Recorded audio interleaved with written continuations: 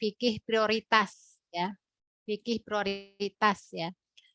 Sebagaimana kita ketahui, fikih aulawiyat ini terkenal dan masyhur ya, itu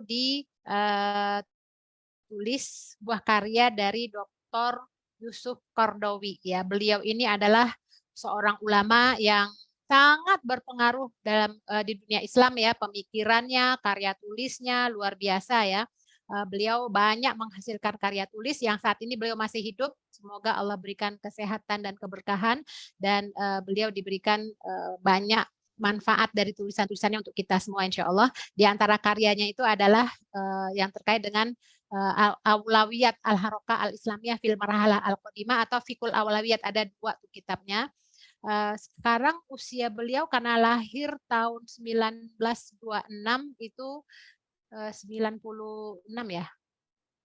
Luar biasa ya beliau dengan usia yang sudah tua dan produktif. Semoga Allah berikan keberkahan.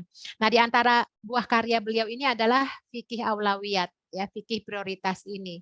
Jadi beliau ingin menjelaskan kepada kita bagaimana pentingnya fikih aulawiyat ini.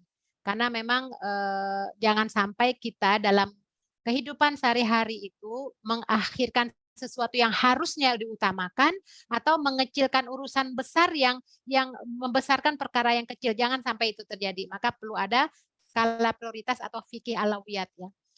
Secara bahasa, fikih itu adalah kepahaman. Jadi fikih itu adalah kepahaman.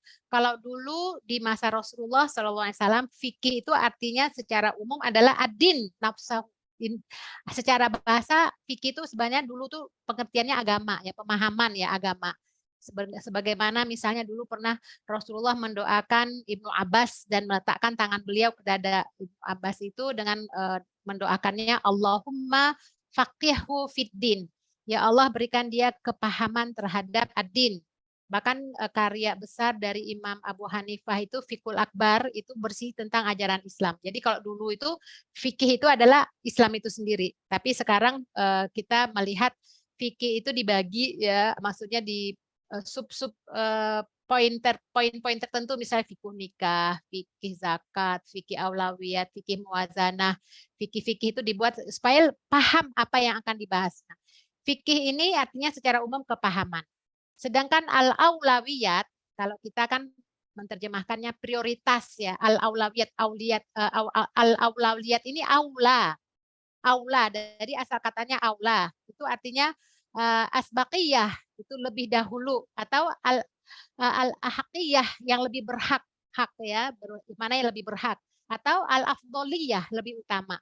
Jadi yang namanya fikih aulawiyat ini adalah meletakkan sesuatu kepada posisinya sesuai dengan yang mana yang lebih utama, yang lebih dahulu, yang lebih sesuai, yang lebih prioritas, yang lebih berhak, gitu ya. Jadi menempatkan segala sesuatu pada kedudukannya dan sesuai dengan proporsinya. Jadi sehingga tidak mengakhirkan yang seharusnya didahulukan ataupun mendahulukan yang seharusnya diakhirkan. Ya, tadi tidak mengecilkan perkara yang besar. Nah, sebenarnya fikih aulawiyat ini tidak hanya pembahasan secara agama ya. Dalam kehidupan sehari-hari pun kita juga tidak lepas dari pengamalan pelaksanaan fikih aulawiyat ya. Misalnya contoh dalam kehidupan sehari-hari. Ketika kita mau misalnya membersihkan rumah, mana dulu yang harus kita bersihkan? Membersihkan kamar tempat tidur atau ke dapur membersihkan apa namanya piring-piring yang kotor di dapur, atau membersihkan rumah, menyapu rumah atau halaman. Nah, jadi semuanya itu kita kerjakan. Tentu mana yang lebih dahulu, yang lebih aula, yang lebih utama, yang lebih prioritas, yang lebih sesuai yang kita kerjakan. Jadi jangan sampai kita mengerjakan yang kecil-kecil, ternyata yang lebih penting kita tinggalkan. Nah, ini secara umum dalam kehidupan sehari-hari, apalagi yang terkait dengan kehidupan kita, amal perbuatan kita, itu perlu berdasarkan timbangan-timbangan syar'i yang benar. Jadi jangan sampai kita mengakhirkan yang seharusnya itu lebih utama didahulukan, atau perbuatan yang mestinya kita kecilkan, nggak usah dibesar-besarkan, malah kita besar-besarkan. Nah, ini berkaitan dengan kehidupan kita ya. Baik, slide berikutnya silakan.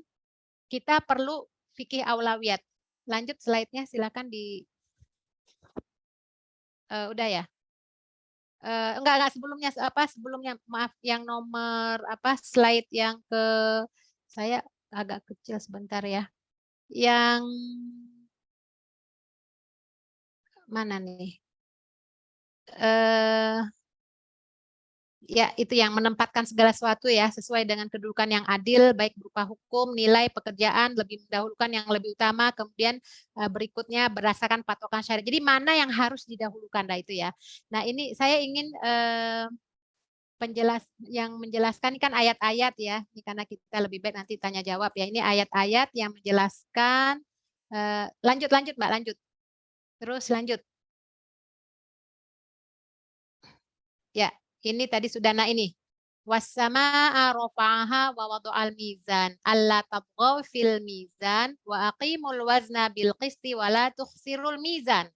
Jadi artinya Allah sendiri yang telah menciptakan langit dan bumi itu ya, meletakkan neraca keadilan. Jadi Allah sendiri itu berbuat adil agar jangan sampai melampaui batas tentang keadilan tersebut, neraca tersebut. Tegakkanlah keadilan. Jadi di sini al-wazan itu kan keadilan. Itu sampai disebutkan itu 3 kali ya, mizan, ala tatghafil mizan wa aqimul wazna, yaitu wazna tuh mizan juga ya. Itu neraca keadilan. Itu sampai Allah sebut 3 kali karena pentingnya memang bagaimana menjaga keadilan tersebut. Ini ayat-ayat yang terkait dengan fikih aulawiyat. Saya ingin menjelaskan tentang urgensi ya, perlunya fikih prioritas ini. Ini ayat lanjut lagi. Ini juga aja'altum siqayatal haji wa imaratal masjidil haram kaman amana billahi wal yaumil akhir wa jahada fi sabilillah la yastawun indallah wallahu la yahdil qaumadz zalimin. Ini juga menjelaskan perbandingan apakah orang-orang yang memberi minum orang-orang yang mengerjakan haji dan mengurus Masjidil Haram kamu samakan dengan orang-orang yang beriman kepada Allah dan hari kemudian serta berjihad di jalan Allah, la yastawun, mereka tidak sama di sisi Allah. Jadi ini Allah membandingkan 2 pekerjaan amal yang sebenarnya semua amal baik. Tapi ketika ditimbang-timbang secara secara urutan, mana yang lebih diutamakan? Hanya memberikan minum kepada orang yang mengerjakan haji dan mengurus Masjidil Haram atau orang yang beriman kepada Allah kemudian dia jihad. Nah, tentu saja walaupun semuanya adalah pekerjaan baik, amal soleh, amal kebaikan semuanya, tapi ternyata sisi skala prioritas di sisi Allah itu berbeda. Maka la yastawun, nggak sama di sisi Allah.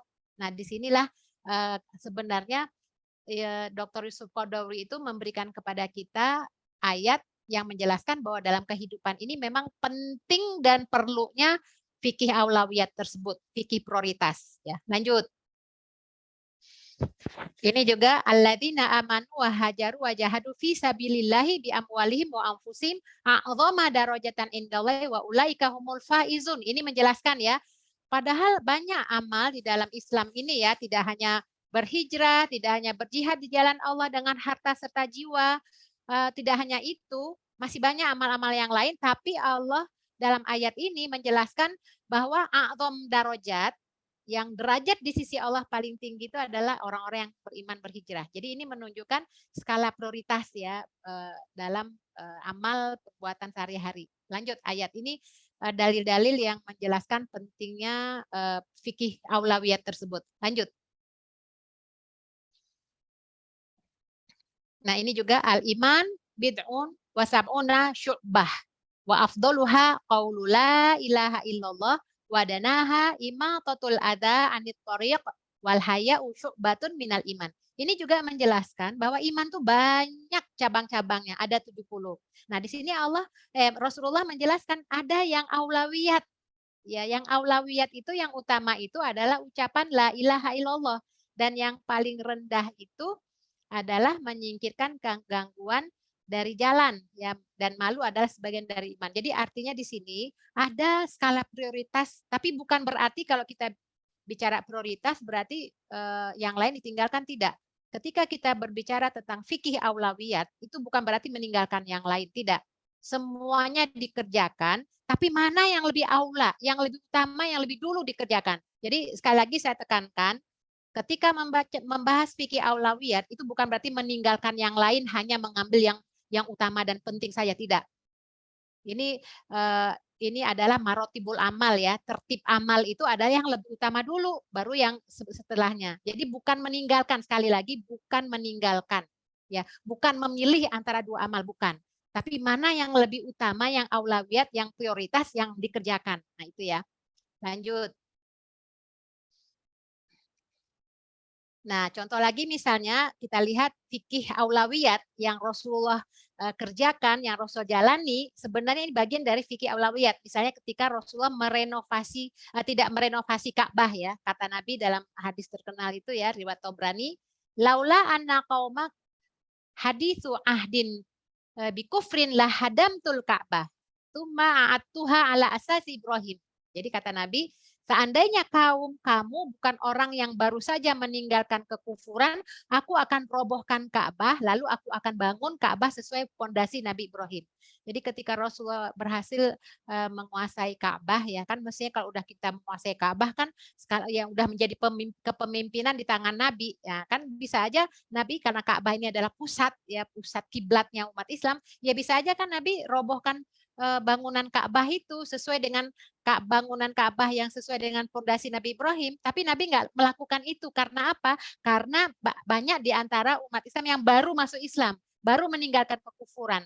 Kalau nanti kok di Ka'bahnya dihancurkan, nanti bisa mereka malah berpaling ya, berbalik. Nah, seperti itu. Jadi Rasulullah tidak merenovasi Ka'bah karena memikirkan kaumnya yang baru masuk Islam, yang baru saja meninggalkan kekufuran. Kita tahu ya, di dalam Ka'bah itu ada 360 patung-patung saat itu ya, yang dirobohkan hanya patung saja. Lanjut. Termasuk peristiwa perjanjian Hudaybiyah ya. Jadi ketika terjadi perjanjian Hudaybiyah itu tahun ke-6 Hijriah kalau tidak salah ya, tahun ke-6 Hijriah, itu kan terjadilah kesepakatan ya. Nah, ketika sahabat menulis Bismillahirrahmanirrahim, pihak Quraisy tuh nggak setuju. Kenapa harus Bismillahirrahmanirrahim? Ganti dengan Bismika Allah. Akhirnya Rasulullah mengganti Bismika, turutin aja, ganti Bismika Allahumma. Jadi nggak ngotot-ngototan gitu loh ya. Jadi hanya pandangannya aja harus, nah tidak. Jadi ada kompromi di sini karena Rasulullah itu memahami kalau sampai tidak dalam tanda kutip ya, tidak mengadakan kompromi, itu bisa nanti malah terjadi hal yang tidak diinginkan ya, mereka tidak tahluk. Justru ini adalah strategi ya. Ini bentuk fikih aulawiyat. Ya udah ganti aja, yang penting tidak bertentangan dengan syariat. Jadi Bismillahirrahmanirrahim gak ada masalah, ganti dengan Bismika Allahumma. Ya, atau misalnya ketika sahabat menulis min Muhammadin Rasulillah SAW, terus mereka orang kafir Quraisy nggak setuju. Kami kan kalau kami mengakui Muhammad itu Rasulullah, buat apa kami memerangi kalian? Ya udah, kata Nabi, ganti Muhammad bin Abdullah. Nah, jadi ini maksudnya adalah agar perjanjian damai ini bisa terjadi supaya dakwah bisa dilakukan dalam suasana tenang. Jadi nggak ngotot-ngototan. Nah, disinilah yang Allah menyebutkan inna fatahna laka fatham mubina. Ini strategi ya, mengutamakan fikih aulawiyat ya. Nah, lanjut lagi.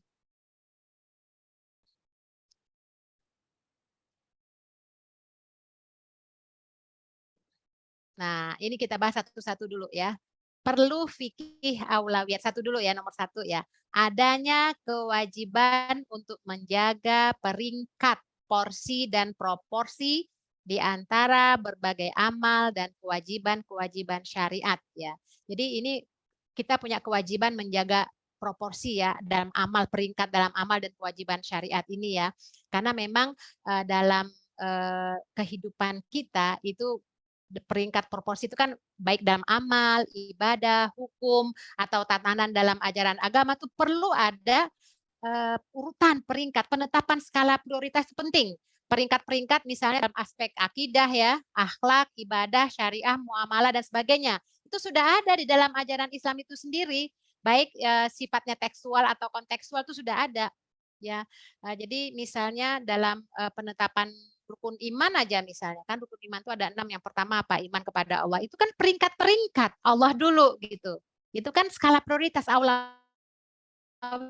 Atau misalnya penetapan rukun Islam ya, pertama syahadat gitu. Itu kan peringkat ya, itu kan aulawiyatnya. Atau adanya pembagian dan perbedaan dalam hukum syariat seperti misalnya fardu ain, fardu kifayah ya, hukumnya yang wajib, mandub atau yang sunnah, atau yang kalau muakadah itu ada sunnah muakadah, ada yang sunnah ghairu muakadah, atau misalnya aspek larangan dan pelanggaran syariat misalnya hukumnya haram, makruh, syubhat ya dan seterusnya. Itu kan sebenarnya jelas sebagai bentuk skala prioritas ya.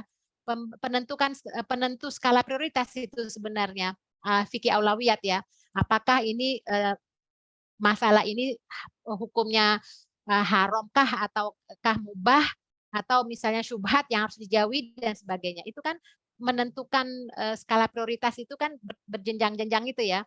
Nah, jadi dalam konteks prioritas, skala prioritas atau fikih aulawiyat ini misalnya terkait dengan larangan atau dosa misalnya ya. Kita lihat contoh hadis yang 7 dosa besar itu ya, hadis muttafaqun alaih misalnya istanibu as-sab'a al-mubiqat, jauhilah 7 hal dosa besar itu ya, misalnya syirik, terus sihir, membunuh, riba, itu kan sebenarnya skala prioritas.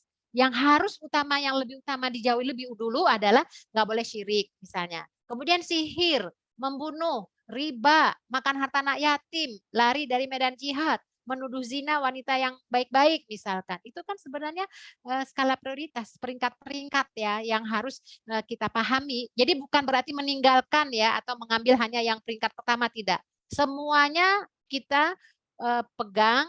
Kalau itu larangan kita tinggalkan, tapi ada yang peringkat lebih utama yang harus tidak dilaksanakan. Kalau itu dosa besar, seperti syirik misalnya. Ya, jadi itu seperti itu adanya peringkat-peringkat. Atau misalnya pernah kisah ketika Mu'adz bin Jabal itu diperintahkan Rasulullah untuk berdakwah ke Yaman.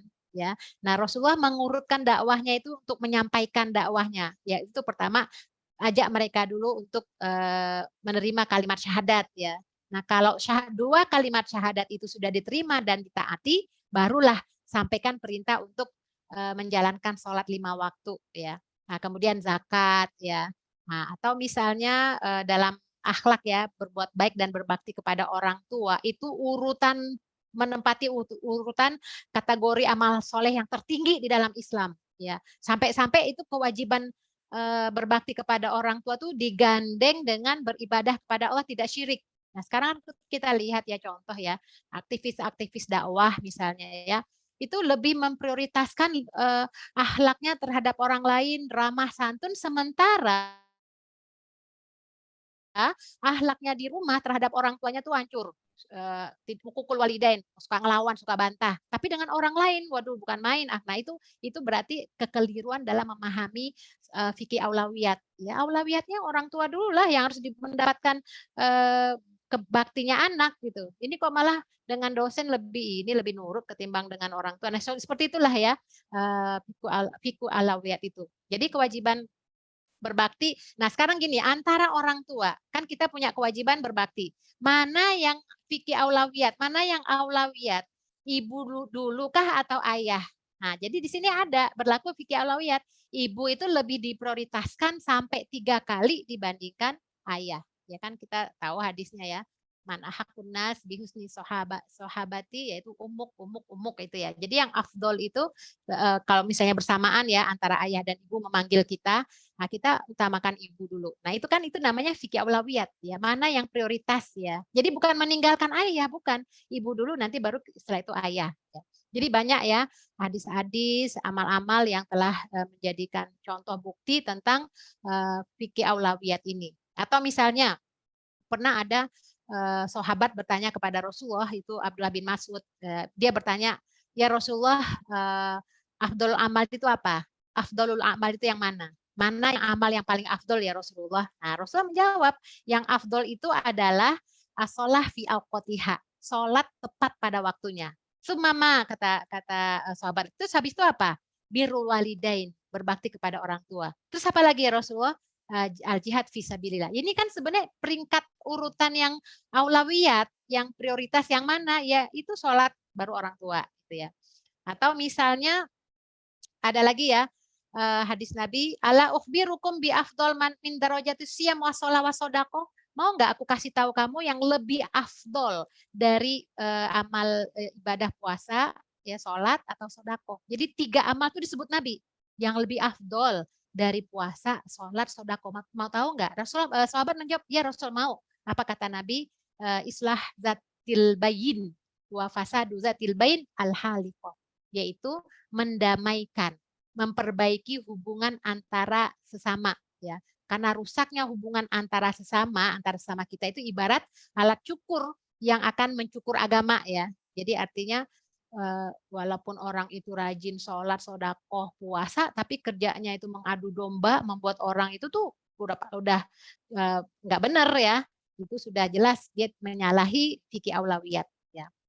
Itu yang pertama, ya. Jadi memang ada kewajiban untuk menjaga peringkat, porsi dan proporsi dalam berbagai amal dan kewajiban.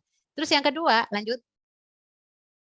Yang kedua, kewajiban yang harus ditunaikan dalam hidup ini lebih banyak daripada waktu dan kemampuan yang dimiliki. Jadi kalau para ulama, ya, di antaranya Syekh Imam Hasan Al-Banna mengatakan, ya, al-wajibat aktsar minal awqat. Jadi kewajiban yang harus kita tunaikan dalam hidup ini tentu lebih banyak daripada waktu dan kemampuan yang kita miliki. Ya, jadi banyak, ya. Jadi konsekuensinya tentu pasti kita akan menjalankan sesuatu yang penting. Ya, jangan sampai kita menunda yang seharusnya kita kerjakan.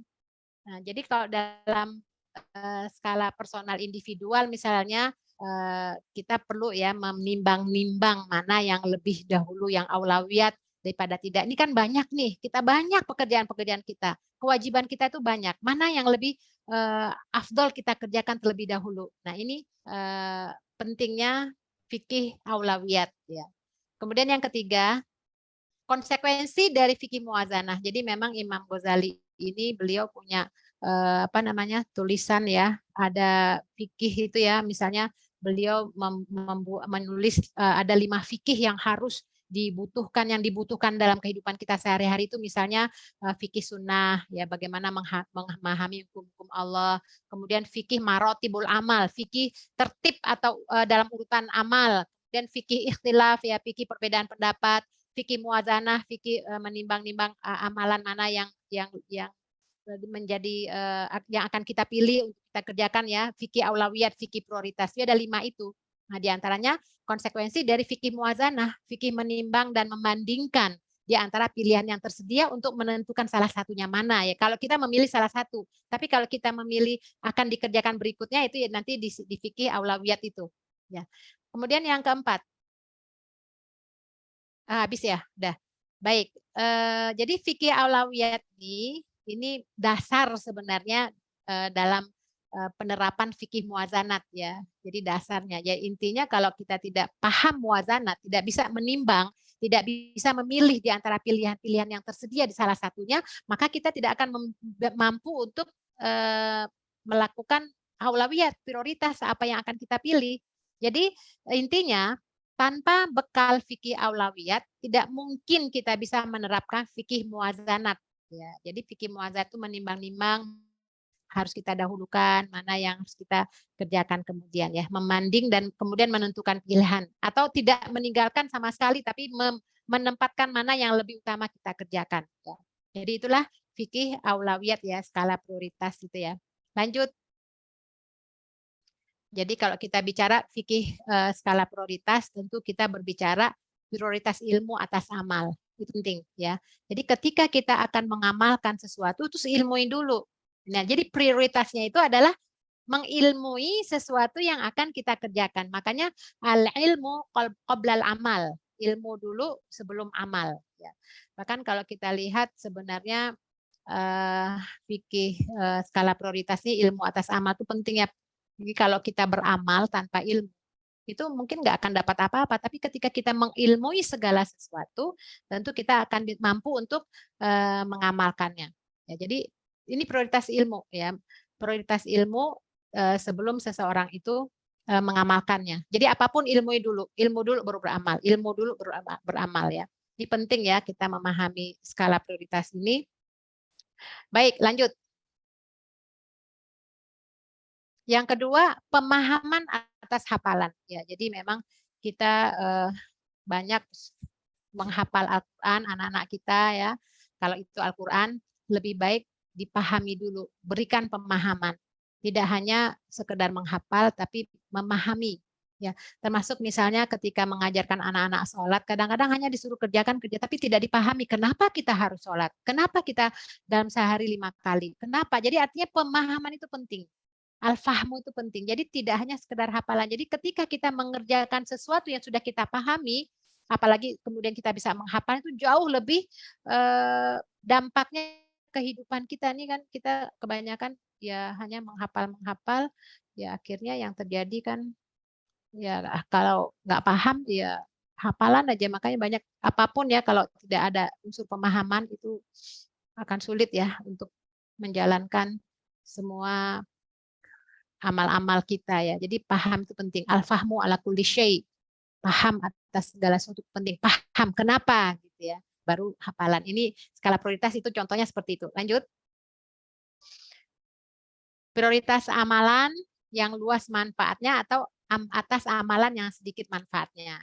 Ini sebenarnya ketika kita berbicara fikih aulawiyat, tentu kita bisa menimbang-nimbang ya di antara pekerjaan kita ini, amal kita ini, mana yang luas manfaatnya. Nah, kemudian ditimbang-timbang atas amalan sedikit manfaatnya. Tentu dalam hal ini, dalam menentukan skala prioritas fikih aulawiyat ini, tentu tidak kita putuskan sendiri manakala berdampak untuk urusan masyarakat. Jadi perlu mungkin disyurokan, ditanyakan kepada ahlinya, fas'alu ahla dzikri in kuntum la ta'lamun ya.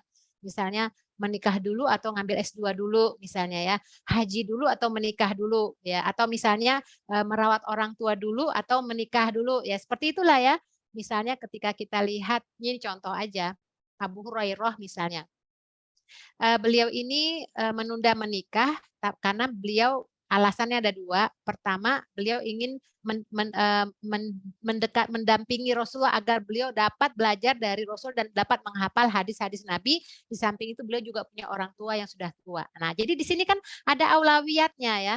Mana yang diutamakan. Padahal kita tahu nikah itu sunnah. Atau misalnya kita lihat Imam Bukhari yang menulis yang mengumpulkan hadis-hadis sahih ya dalam hidup beliau itu, dalam mengumpulkan Sahihul Bukhari itu, wah itu tahunan beliau mengumpulkan, karena dulu tuh untuk mendapatkan satu hadis saja itu sulit ya, bisa sampai sebulan. Nah, beliau tidak menikah. Nah, bisa jadi dalam keyakinan dan pendirian Imam Bukhari bahwa dengan tidak menikah dan beliau mengumpulkan itu adalah lebih aulawiyat bagi beliau. Karena apa? Karena beliau memberikan kemanfaatan yang sangat luas bagi umat Islam setelahnya. Coba kalau nggak ada Imam Bukhari mungkin kita susah nyari hadis sahih. Jadi beliau itu lebih mengutamakan hadis manfaat yang melampaui zamannya sampai berabad-abad kemudian. Jadi beliau tidak memikirkan kepentingan pribadinya.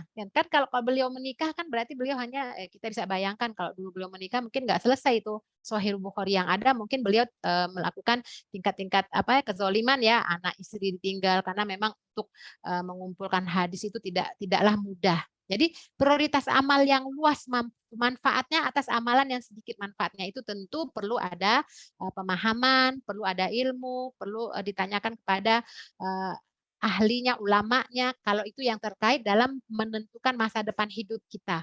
Ya, seperti itu. Lanjut.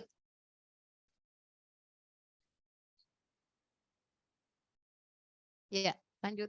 Nah, prioritas terhadap amal perbuatan yang lebih lama manfaatnya dan lebih langgeng kesannya. Ya, jadi artinya ini juga bagian dari skala prioritas kita beramal. Mana yang amal perbuatan yang lebih lama manfaatnya dan lebih langgeng kesannya. Ya, ini kan ya pilihan-pilihan ya. Misalnya dalam berdakwah misalkan, apakah kita memilih seseorang yang memiliki kemampuan misalnya ya, dia punya kapasitas kapabilitas, kemudian dia ingin menyebarkan nilai-nilai kebaikan ya, nilai-nilai Islam ya. Nah, apakah dia hanya bergerak di bidang ya udah kalau gitu saya dakwah secara ini aja deh, apa hal bil hal ya, atau masuk ke dalam sistem yang kemudian dia bisa mendapatkan jabatan yang dengan jabatannya itu dia bisa merubah misalnya kemungkaran, mana yang lebih prioritas. Nah, seperti itu ya.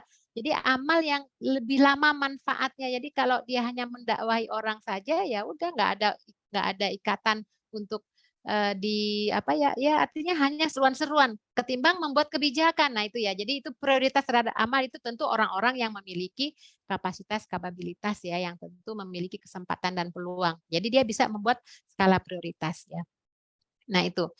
Jadi kalau kita lihat ya dakwah kita sendiri, Islam sendiri juga dari awal ya, kenapa di periode Mekah yang turun itu adalah surat-surat pendek. Sementara di Madinah itu surat-surat panjang. Nah, disinilah letaknya aulawiyatnya. Karena di Mekah itu sangat aulawiyat, sangat utama.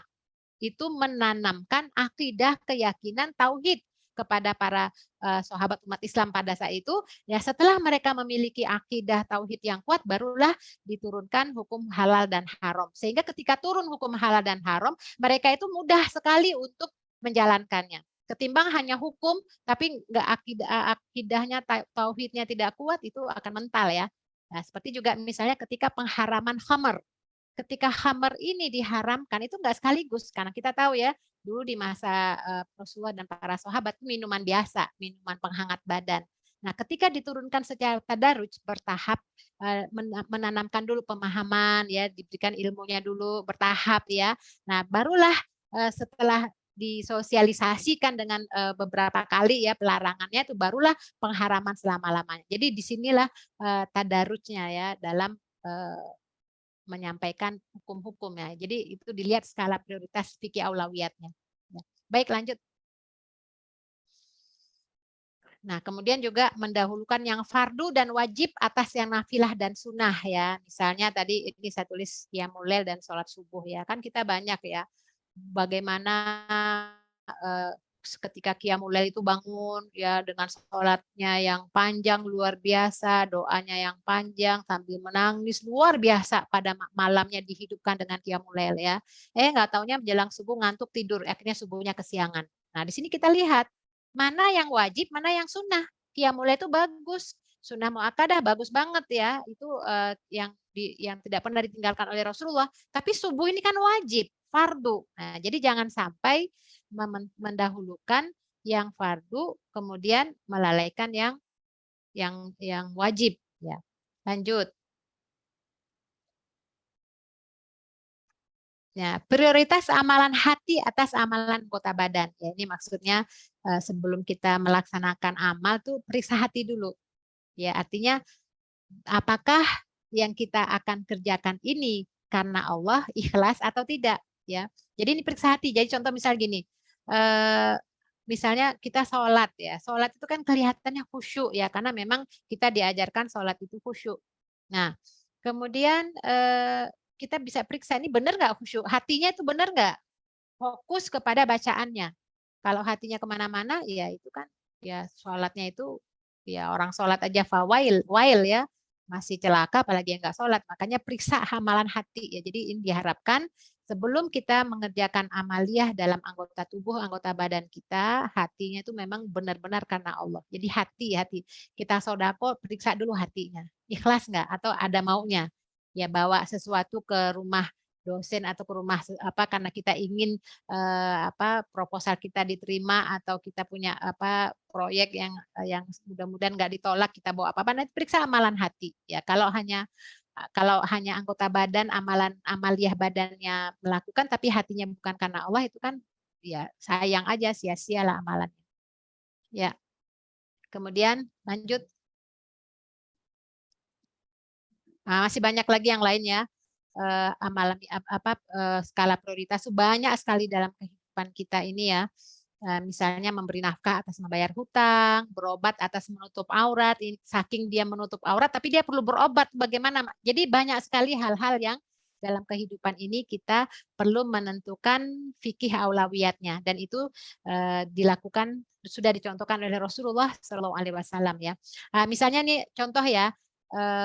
Ketika apa ya contoh yang banyak yang terjadi misalnya ketika Umar bin Abdul Aziz ya. Jadi Khalifah Umar bin Abdul Aziz itu kita tahu ya bagaimana pemerintahan beliau hanya dalam beberapa tahun itu terentas semua kemiskinan. Nah, beliau punya putra namanya Abdul Malik.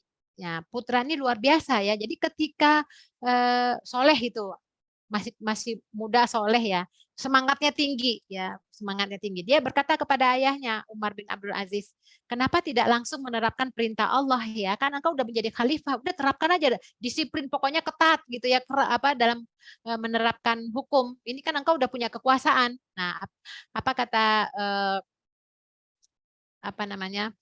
eh, Ya intinya sih anaknya ini Abdul Malik ini menginginkan ayahnya itu keras tegas dalam kebenaran ya, pokoknya kalau itu benar laksanakan, jangan pakai apalah. Nah sementara Umar bin Abdul Aziz mengatakan dia nggak sabar karena ayahnya kok nggak tegas ya dalam menerapkan Allah, kok nggak seketika, nggak sekaligus. Nah Umar bin Abdul Aziz mengatakan nggak boleh istijal ya, terburu-buru ya. Misalnya Allah aja mencela khamar itu sampai 2 kali ya dalam Al-Quran. Nah, yang ketiganya baru diharamkan. Itu yang haram aja itu bertahap. Jadi kalau kita melihat kondisi, situasi dan kondisi, itu tentu kita akan memahami fikih aulawiyatnya. Jadi dalam mencegah kemungkaran itu jangan sampai kontraproduktif ya.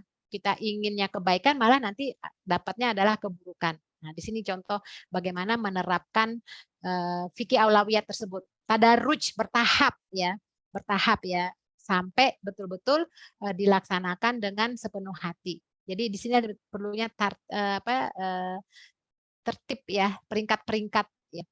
Banyak misalnya darah tertumpah ya karena memang lebih mementingkan masalah-masalah furu. Misalnya gini, di masyarakat masalah perbedaan fikih itu kayaknya besar banget. Padahal yang utama dan wajib itu adalah menjaga ukhuwah.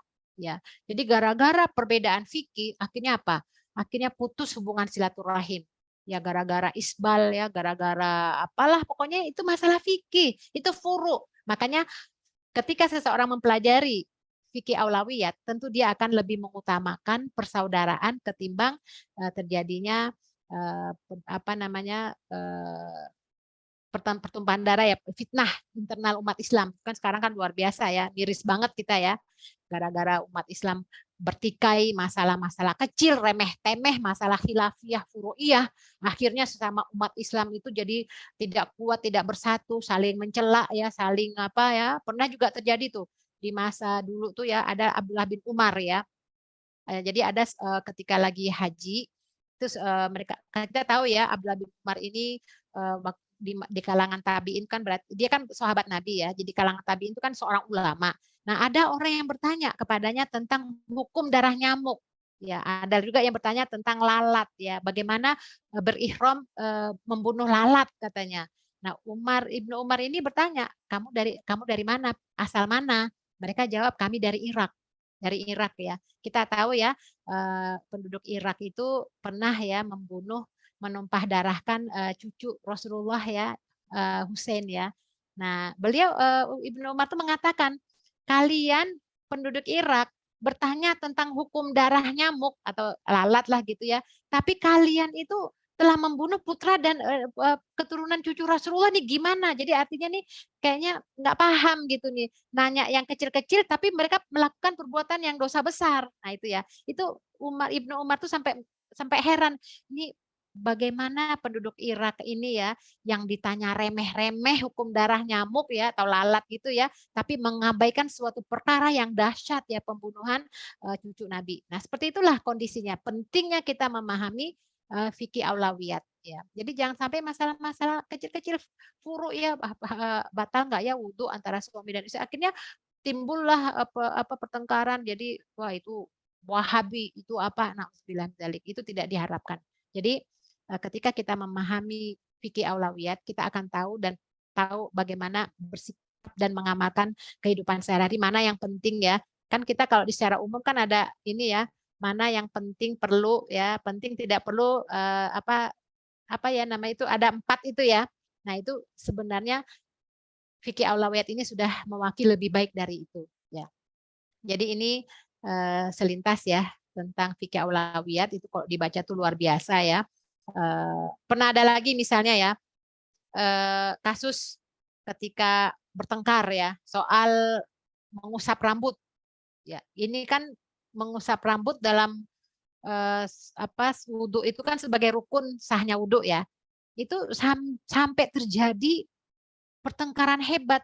Padahal itu hanya perbedaan pandangan saja. Maka mestinya kita nih fokus ya bersatu dalam menyatukan soft barisan umat Islam dan kita lapang dada dengan perbedaan. Makanya ada syiar ya, bersatu dalam akidah, berjamaah dalam ibadah, toleransi dalam masalah khilafiyah. Nah, itu tuh jargon kita tuh ya. Ini kan masalah khilafiyah. Yang utamanya itu adalah bagaimana kita menjaga ukhuwah karena itu adalah bagian dari kewajiban. Nah, itu udah diantaranya ya fikih aulawiyat yang kita bahas. Jadi bukan meninggalkan yang lain. Atau misalnya kalau ini mohon maaf kalau pesertanya ini ada ibu-ibu istri ya yang udah menikah misalnya. Ketika suami bangun malam apakah qiyamul lail dulu atau melayani suami dulu. Nah, seperti itu sih sebenarnya kita bisa tahu. Qiyamul lail itu sunnah muakkad ya. Melayani suami itu wajib. Nah, bukan berarti kita melayani suami kemudian meninggalkan ya kan kita bisa aja melayani kemudian kita mandi dan sholat ya. Jangan sampai suami ditolak dulu kita melaksanakan ibadah kita sholat dulu. Bukan begitu, itu tidak aulawiyat ya. Nah, jadi seperti itulah menimbang-nimbang mana yang lebih aula, yang prioritas, tapi bukan meninggalkan yang lain.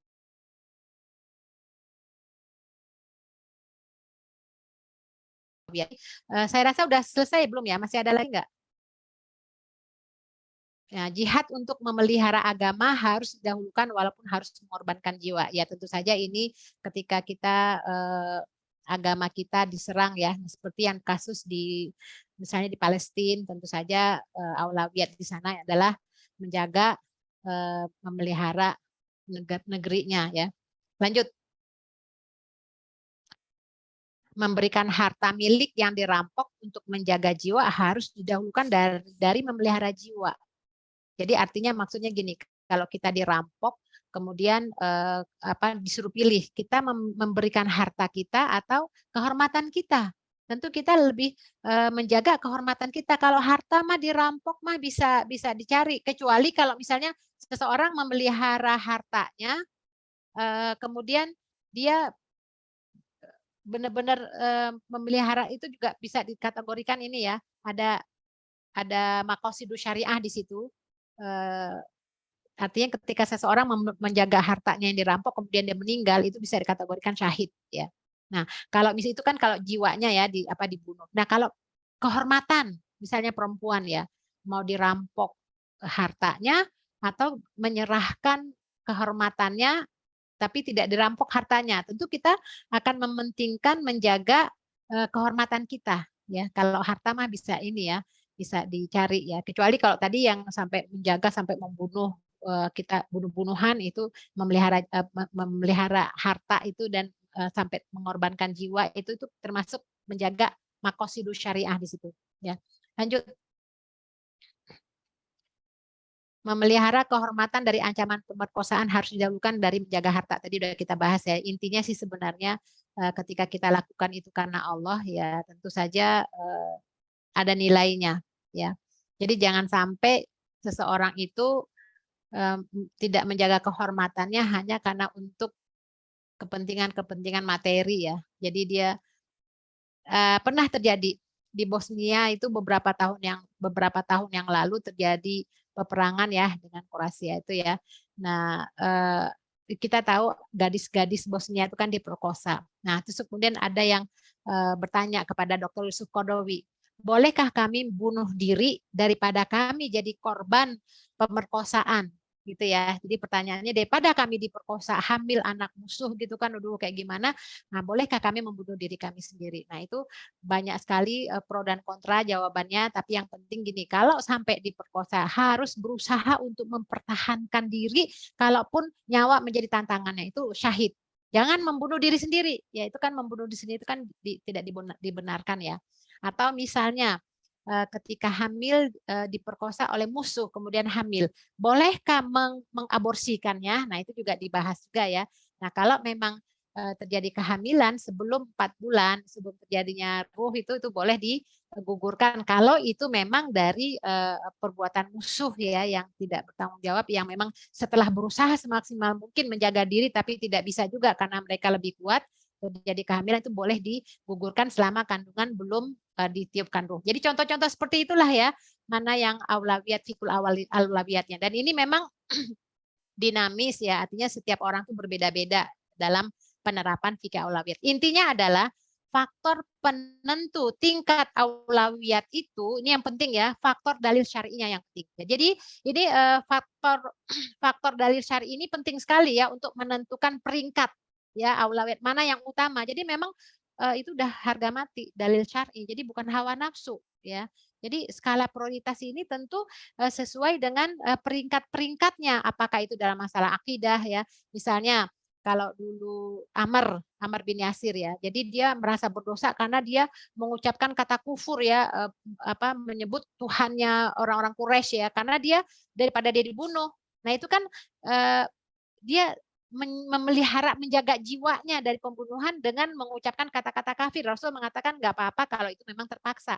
Ya, jadi inilah yang disebut dengan faktor dalil syar'i itu penting. Ini baik dalam aspek akidah, akhlak, ibadah, syariah, muamalah, itu semuanya harus berdasarkan dalil syar'i yang terdapat dalam Al-Quran dan Sunnah. Dan tentu saja ini tidak bisa setiap umat Islam melakukannya sendiri dengan beristihad sendiri. Semuanya kan kembali kepada faktor kepahamannya terhadap syar'i. Maka fas'alu ahla dzikri in kuntum la ta'lamun.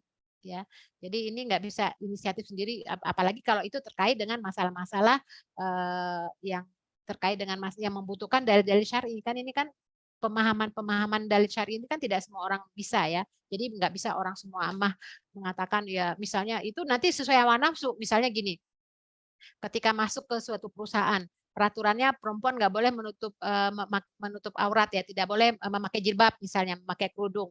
Nah, akhirnya dia mengatakan, ya ini kan terpaksa karena memang butuh nafkah untuk membayar orang tua. Jadi terpaksa membuka auratnya bekerja. Nggak bisa begitu. Itu dari syar'i bagaimana. Jadi yang memutuskan dan beristihad itu bukanlah individu pribadi, tapi fas'alu ahla dzikri in kuntum la ta'lamun. Jadi fikih aulawiyat ini, penentu tingkat aulawiyat ini itu harus ada faktor dalil syar'inya. Jadi yang paham dengan syar'i, yang boleh, tidak boleh, atau mana hukumnya mubah atau hukumnya haram dan sebagainya. Itu faktor dalil syar'i. Kemudian juga nanti dilihat pertimbangan kemaslahatan dan kemadaratannya. Ya, apakah itu secara prediksi ya, kasat mata, atau secara zone gitu, prediksi kuat ya, dengan memperhatikan dampaknya, itu kan dilihat situ ya. Nah, jadi dibutuhkan memang di sini fikih muwazanat ya, menimbang-nimbang kira-kira peringkat aulawiyatnya ini dari berdasarkan pertimbangan faktor maslahat dan mudaratnya, mana yang lebih memungkinkan untuk dilakukan lebih dahulu, misalnya tadi ya, nikah dulu atau kuliah dulu. Nah, itu nanti dibuatlah itu berdasarkan maslahat mudarat apa seperti bagaimananya ya. Nah, tentu saja dalam kaidah fikih darul mafasid muqaddam ala jalbil masolih. Mencegah kemadharatan itu lebih besar dan lebih luas. Itu harus didahulukan daripada mencegah kemadharatan yang lebih kecil. Ya, misalnya kuliah dulu, ngambil S2, S3 atau nikah. Misalnya itu untuk laki-laki ya. Nanti syahwatnya udah membudak misalnya, kalau dia nggak nikah nanti zina. Ya tentu menikah dulu. Tapi kalau dia masih bisa menahan, sementara orang tuanya menyuruh selesaikan dulu kuliah, dia masih bisa menahan hawa nafsunya, tentu lebih aulawiyat ya dia menyelesaikan dulu sesuai dengan dari permintaan orang tuanya sebagai bentuk bakti kepada orang tua. Jadi hal-hal kayak begini nggak bisa disamakan. Setiap orang itu berbeda. Mana azas pertimbangan manfaat madaratnya itu tidak sama ya. Begitu juga dilihat dari faktor situasi dan kondisi ya. Jadi ketika kita berbicara terkait dari penentu tingkat aulawiyat ini, bagaimana menentukan tingkat aulawiyat ini juga dilihat faktor situasi dan kondisi ya. Faktor situasi dan kondisi itu misalnya faktor perubahan zaman ya, pergantian zaman ya, perbedaan tempat ya, faktor-faktor yang dulu dengan sekarang kan berbeda ya. Misalnya ketika kita bicara misal contoh ya, isbal misalnya ya, pakai celana melewati mata kaki, itu kan ada hadisnya tidak akan mencoba surga. Nah, kita lihat konteks zaman sekarang itu kan beda lah. Kalau dulu memang orang-orang kaya di masa Nabi itu menunjukkan bahwa dia itu kaya dan mampu itu dari pakaian. Pakaiannya lebih panjang. Kalau sekarang kan mana ada orang yang pakaiannya panjang-panjang itu sombong ya. Bisa jadi karena belinya kepanjangan belum dipotong kan. Maka dilihat pergantian zaman, perbedaan tempat ya, kemudian peluang, pokoknya dilihat itu semua. Jadi di sini situasi dan kondisi atau misalnya ya yang terkait dengan tidak boleh seseorang tuh bepergian, la yusafirul mar'ah ila ma'adi mahram ya, tidak boleh wanita itu berpergian kecuali dengan mahram ya. Nah, ini maksudnya kalau haji ini gimana gitu? Apakah harus dengan mahram atau tidak? Nah, kalau mazhab Hanafi mengatakan perempuan tuh kalau nggak ada mahramnya berangkat haji, berarti hajinya udah nggak wajib lagi, nggak wajib haji karena nggak ada mahram. Nah, itu kemudian Ibunda Aisyah kan pernah membahas ya, kalau memang nggak ada mahram jadi nggak pergi haji. Ini kan haji ini kan kewajiban seumur hidup. Akhirnya mazhab Syafi'i dan selain mazhab Hanafi mengatakan bila ada sekumpulan wanita yang baik-baik, yang amanah, yang aman dari fitnah, itu bisa jadi mahramnya. Nah, jadi perbedaan kondisi ya. Apalagi kalau kita lihat 14 abad yang lalu. Kenapa Rasulullah memerintahkan wanita itu kalau bepergian harus dengan mahram? Itu menjaga wanita, harkat martabat wanita. Kenapa? Karena dulu kita tahu ya di padang pasir itu masih banyak penyamun, perampok ya, kondisinya masih barbar ya. Orang kalau dapat digarong apa itu jadi budak gitu ya. Nah, kalau sekarang kan kondisinya tidak seperti itu, seperti apa ya? Bisa jadi kondisi ya tergantung tempatnya lah, situasi kondisi, ada yang aman gitu ya bepergian. Jadi ini semua dilihat dari situasi, faktor situasi dan kondisi ya. Jadi ini yang menyebabkan dalam aulawiyat seperti apa ya, tidak sama dengan setiap orang tuh nggak sama ya. Nah, inilah luas sekali pembahasannya fikih aulawiyat ini. Contohnya banyak, tinggal penerapannya pada kehidupan sehari-hari. Tentu kita tidak bisa memutuskan sendiri, kita bertanya kepada ahli dzikir ya. Tanyalah kepada yang paham. Lanjut. Kayaknya udah habis ya. Ya, ini yang terkait dengan tetap bergaul ya dengan masyarakat ketika terjadi kerusakan moral atau mengucilkan diri. Ini kan juga fikih aulawiyat. Ketika masyarakat dalam kondisi bobrok, apakah kita menyendiri? Nah, itu semuanya kembali kepada fikih aulawiyatnya yang mana. Bahkan kalau konsep para ulama itu menyebutkan yahtalitu nawalakin nayatamayazun. Kita bercampur tapi kita berbeda. Kita nggak terbawa arus. Bahkan kita datang untuk mewarnai, gitu ya. Ya, meninggalkan larangan atau melakukan ketaatan. Kaya disertai syukur atau miskin disertai sabar. Ya, barangkali itu ya. Lebih bagusnya lebih hidup. Kalau kita bicara fikih aulawiyat itu lebih kepada contoh-contoh kasus-kasus ya. Lanjut aja, masih ada lagi kayaknya deh ya.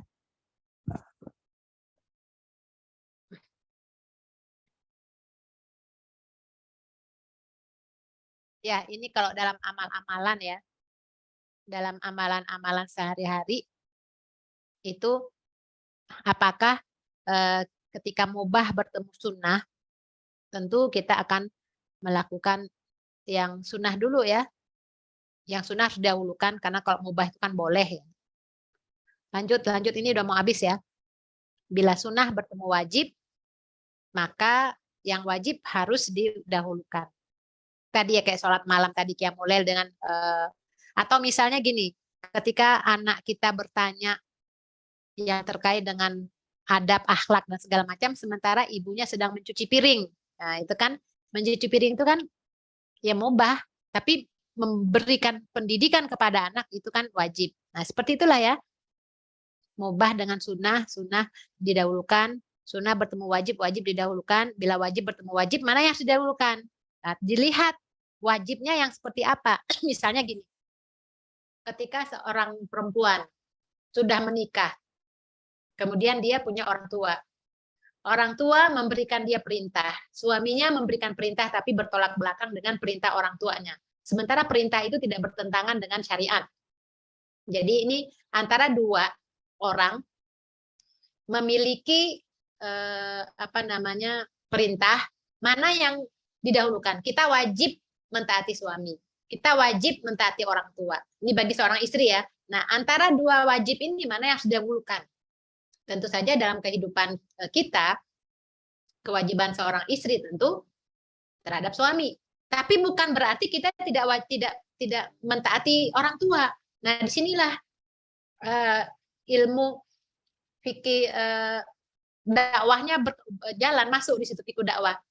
Jangan sampai ketika kita menunjukkan bakti kepada suami, orang tua tersakiti. Nah, tinggal bagaimana mengkompromikan. Ya, seperti itulah kira-kira dalam kehidupan memang tidak bisa lepas dari fikih aulawiyah. Ya, demikian barangkali ya. Wallahu a'lam bishawab. Assalamualaikum warahmatullahi wabarakatuh. Waalaikumsalam warahmatullahi wabarakatuh. Jazakallah khair Ustazah Hermini atas materinya. Sudah cukup banyak ya kita belajar terkait dengan fikih auliyat ini, bagaimana kita mengerjakan amalan yang harus diprioritaskan, tapi tidak berarti meninggalkan amalan yang lainnya. Mungkin langsung lanjut aja ke sesi pertanyaan. Bagi teman-teman yang memiliki pertanyaan, dapat menuliskan di kolom chat ataupun langsung raise hand untuk dan open mic.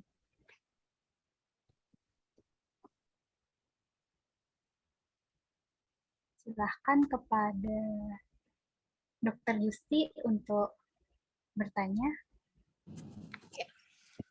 Bismillahirrahmanirrahim. Assalamualaikum warahmatullahi wabarakatuh. Jazakumullah khair atas kesempatan yang diberikan. Ustazah, saya ingin bertanya terkait dengan hadis. Ada hadis yang pernah kita kaji, itu disebutkan barang siapa yang Allah kehendaki kebaikan bagi seseorang, maka Allah akan pahamkan ilmu agama kepadanya. Atau di hadis lain juga disebutkan barang siapa menempuh jalan dalam rangka menuntut ilmu, waktu itu di dalam diskusi kita disebutkan bahwa menuntut ilmu yang dimaksud di sini adalah menuntut ilmu Allah, maka Allah akan memudahkan baginya jalan menuju surga. Nah, pertanyaannya adalah bagaimana sebaiknya atau sampai seperti apa kita memprioritaskan dalam belajar agama ini. Berarti kan kalau dilihat dari dua hadis ini, terlihat sekali bahwa ilmu agama itu prioritas dibanding yang lainnya. Nah, dalam kondisi sehari-hari itu saya sering seperti saat ini saya harus belajar ini lagi nih. Misalnya sudah dokter, kemudian jadi spesialis, ilmu radiologi saya itu masih banyak yang belum saya baca gitu. Sedangkan ilmu agama juga masih banyak yang belum saya pelajari. Apalagi sekarang kan sumber-sumber ilmu tuh banyak sekali ya. Misalkan di YouTube, di channelnya Ustadz siapa, itu ada serial Kitab Riyadhus Shalihin, terus kemudian serial Sirah Nabawiyah yang mulai dari zaman mana sampai zaman mana. Nah, di channelnya dokter-dokter radiologi ada yang serial USG muskuloskeletal, yang itu semuanya sama-sama belum selesai saya pelajari gitu.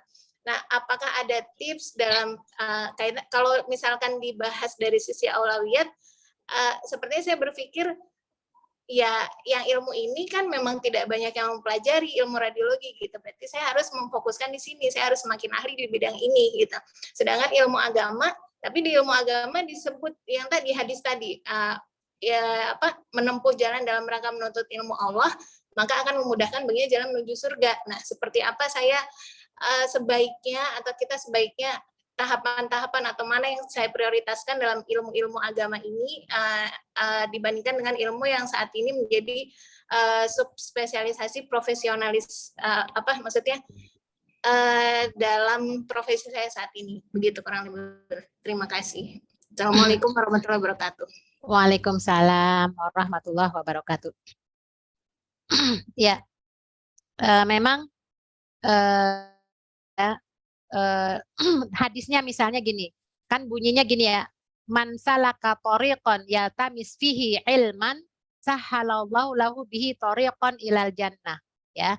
Siapa yang menempuh jalan untuk mencari ilmu, kan di situ kan yaltamis fihi ilman tuh ilmu. Nah, ilmu yang mana? Nah, para ulama kemudian menafsirkan, oh ilmu agama, ilmu ini, ilmu itu ya. Nah, sekarang bagaimana dengan ilmu umum? Kalau semuanya ke agama nanti gimana gitu kan? Nah, intinya sekarang begini, kewajiban kita sebagai umat Muhammad SAW itu wajib menuntut ilmu, itu ilmu-ilmu yang difardukan kepada kita, itu wajib. Ilmu apa yang difardukan? Ya, seperti sholat. Sholat itu kan ilmu fardu yang wajib. Jadi nggak hanya sekedar sholat menunaikan kewajiban, melepaskan kewajiban Jadi saja. kunci dulu. Nah, jadi tidak hanya sholat begitu saja, tapi ilmu sholat ini yang benar-benar yang Rasulullah ajarkan. Ya, bagaimana bacaannya, bagaimana khusyuknya, bagaimana. Jadi ilmu fardu dulu yang fardu. Apa tuh? Ya, seperti misalnya rukun Islam, gitu ya.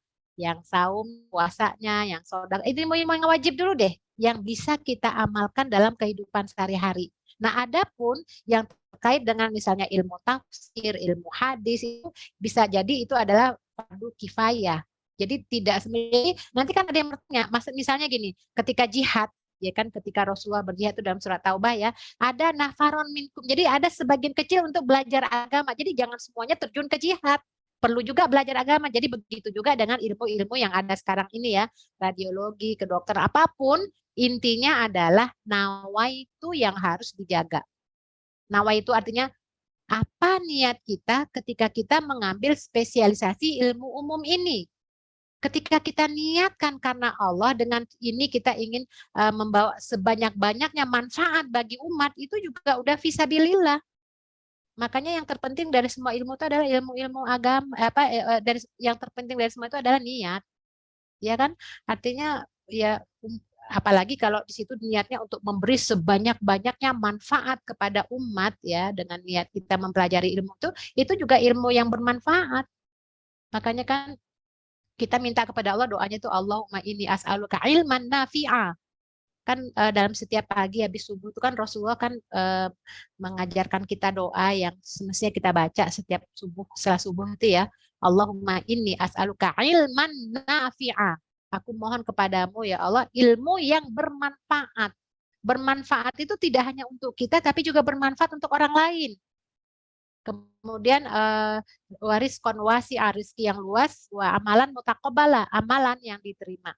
Jadi itu ya, silakan untuk mengambil spesialisasi yang bermanfaat untuk masyarakat ya. Kemudian niatkan karena Allah, ya artinya dengan menuntut ilmu yang umum ini, itu kita bisa keberadaan kita itu bisa menampilkan Islam yang rahmatan lil alamin, tapi dengan syarat jangan juga menutup diri terhadap ilmu agama. Jadi selama kita punya keluangan waktu, manfaatkan untuk mendengarkan kajian-kajian, menambah wawasan ya. Yang penting ilmu-ilmu fardu yang kita difardukan itu harus kita kuasai. Gitu ya. Jadi terus mempelajari Islam ya, mempelajari kan banyak ya, mempelajari Islam itu ya bagaimana adab, akhlak itu kan perlu ya kita ya itu teknis lah masalah waktu ya, tapi ada spesialisasi. Makanya dulu orang-orang dulu ulama-ulama dulu memang nggak bisa disamakan dengan sekarang. Dari syahsiyah fardiyah, dari dirinya sendiri itu mencakup ilmu apapun ada dia. Kedokteran, hafal Quran kayak Ibnu Sina, Ibnu Rushd itu ya. Ya sekarang kan nggak ada orang yang begitu.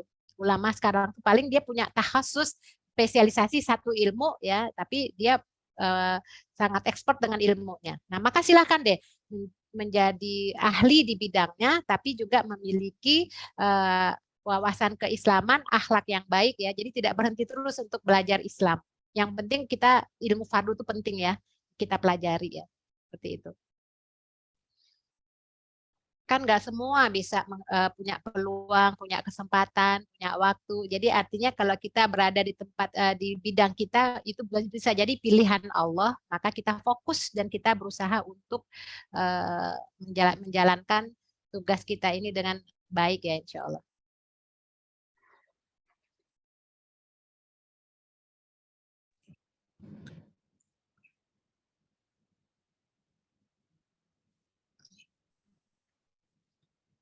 Ya, barangkali bisa ini ya, dipahami ya. Ya, berarti kalau dalam ilmu agama, berarti kalau misalnya saya bikin checklist untuk pribadi, memastikan ilmu-ilmu terkait amalan fardunya sudah dipelajari atau belum gitu ya. Kalau sudah fardu semua, misalnya sudah pernah dikaji, berarti amalan sunnah berikutnya. Atau mungkin saya terpikir juga, berarti kalau misalkan topik-topik kajian yang dibuat oleh Kismis keju seperti ini, berarti juga akan bisa memfasilitasi kita-kita yang ingin belajar terus dengan serial-serial yang apa namanya topik-topik yang seputar itu tadi ilmu-ilmu agama yang apa fardu kemudian sunnahnya atau begitu Ya. mungkin. Jadi begini, kan dalam Islam tuh ada rukun Islam, ada rukun iman ya. Nah, kita mulai dari rukun iman, iman kepada Allah. Udah, tuntutlah ilmu seperti bagaimana ma'rifatullah. Seperti apa Allah, kekuasaannya, kasih sayang itu sampai dalam, sampai ngelotok. Jadi seakan-akan kita memahami bagaimana Allah itu. Jadi ketika kita sholat, kita merasa bahwa memang kita sedang menghadapnya. Nah, itu kan perlu ilmu. Ma'rifatullah ya. Jadi rukun iman itu ya, iman kepada Allah. Pelajari itu sifat-sifat Allah semua tuh ya. Itu bisa dengan pertemuan rutin, bisa dengan membaca, bisa dengarkan kajian di YouTube ya. Artinya benar-benar fokus ya. Nah, itu kemudian iman kepada malaikat, ma'rifatul malaikah, iman kepada Rasul. Jadi semua kita pahami. Jadi paling tidak kita tidak blank gitu ya. Nah, kemudian rukun Islam juga. Jadi itu di checklist bisa. Nah, paling tidak kalau dalam kehidupan sehari-hari nanti udah nikah belum, Mbak? Sudah. Nah, termasuk dalam pernikahan ini adalah termasuk ilmu yang sangat bermanfaat itu adalah ilmu parenting, bagaimana mendidik anak kita agar dia paham siapa Tuhannya. Nah, kayak begitu. Jadi ilmu tuh luas, makanya Robbi zidni ilma. Allah tuh memerintahkan kita dengan doa itu, Robbi zidni ilma, tambahkan aku ilmu. Ilmu tuh luar biasa ya, disuruh minta tambah terus. Makanya seseorang yang mayuridillah bihairan, ketika Allah menghendaki seorang itu baik, itu akan dimudahkan memberikan pemahaman agama. Jadi bisa jadi kita dengan mendengar Allah langsung berikan kita hidayah ya, oh jadi paham. Nah, jadi itu ya. Ya intinya sih kita yang fikih aulawiyat. Nah, sekarang kan kita lihat banyak orang yang menghabiskan ayat, bermain game, ya megang HP bukannya sama makan nonton atau apa, kan tidak skala prioritas. Tidak seperti itulah ya, memanfaatkan waktu semaksimal mungkin dalam menuntut ilmu agama begitu. Syukran Ustazah.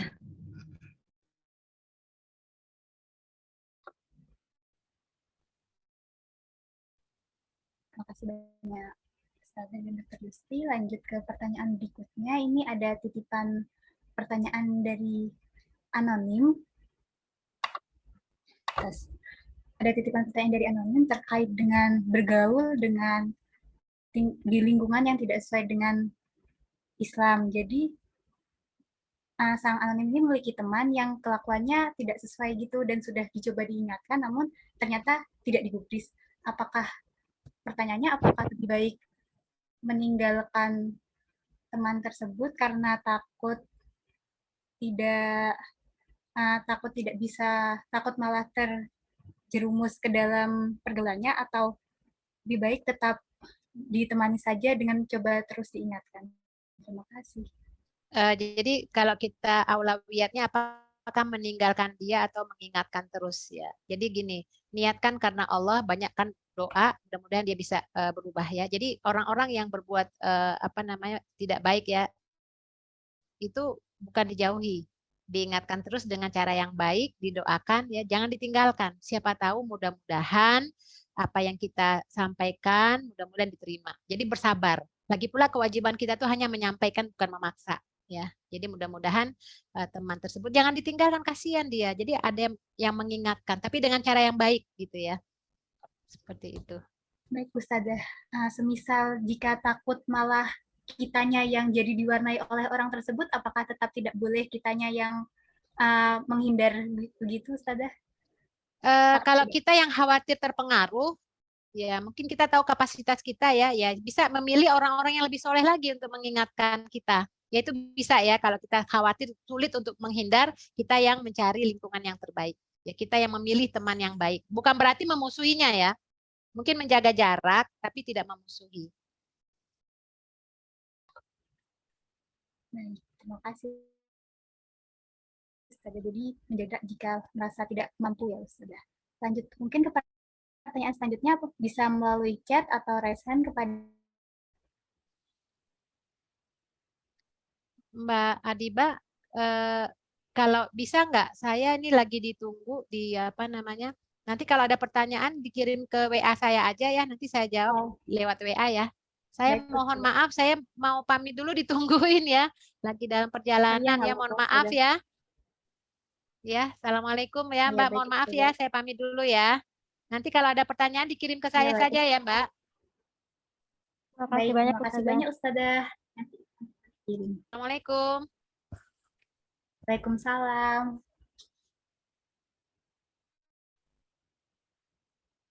Baik, selanjutnya kepada teman-teman, apabila memiliki pertanyaan bisa dikirimkan via chat di Zoom ini ataupun melalui grup WA kepada adminnya. Selanjutnya, pada teman-teman harap mengisi link evaluasi terlebih dahulu sebagaimana tertera, yaitu tini.saisi/evaluasi keju 22.